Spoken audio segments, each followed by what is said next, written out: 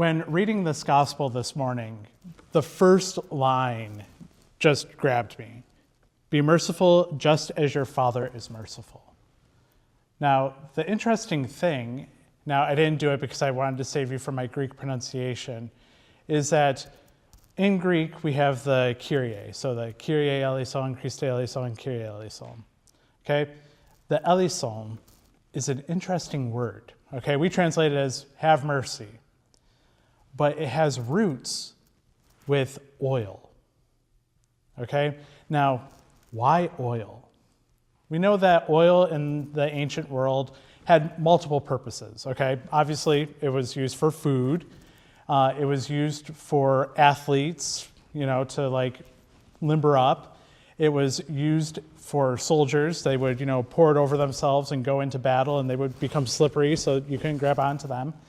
It was used for priests, prophets, and kings to be anointed, but it was also used for healing. And I think that's what grabs my attention the most, because that's what I want with God's mercy. Knowing that he has an abundance of this oil, that he pours out freely for me to be healed, for me to understand that I am not meant to be broken. I'm not meant to be wounded. That the mental, the physical, the spiritual things that are wrong with me, I'm able to present to him. And I hurt here and here and here. And I can't do anything about it. That I need you, God, to do something. And understanding that he does. Now, he doesn't always do it on my time schedule.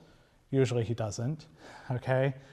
But he still works with me to understand the wounds and the hurts that I have.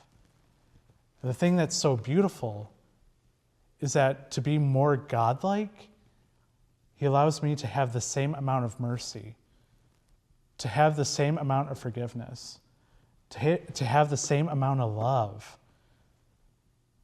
that he just so freely gives. That it's amazing to think how often I have hurt someone with the lashing of my tongue, how often I have, ruined the reputation of somebody in my mind. I have done all these things against, my neighbor, against my enemy. But God gives me the ability to pour out this healing oil, to show mercy, to show compassion. We are in the season of Lent, the season of the cross. And I've said it many times, and I'll say it many times again, that how beautiful is it that Christ is able to say, Father, forgive them. How often I need those words to be my own. Father, forgive that person that spoke behind my back.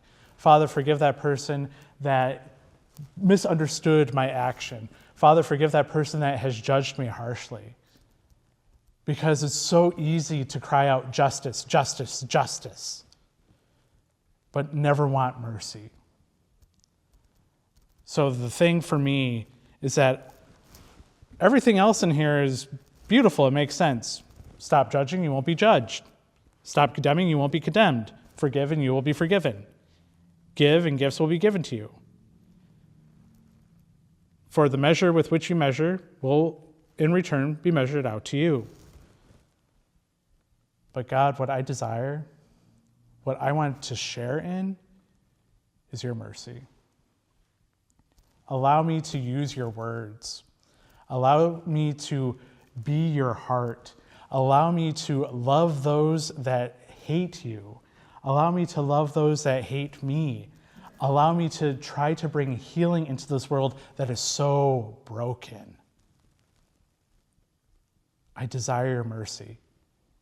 I desire your love. But not just for me, but for all those that I encounter and those that I don't encounter. I want them to know that you can heal them. And again, more importantly, I want them to know that you love them. with their wounds, with their brokenness, with anything that they're going through, that you are calling them to you,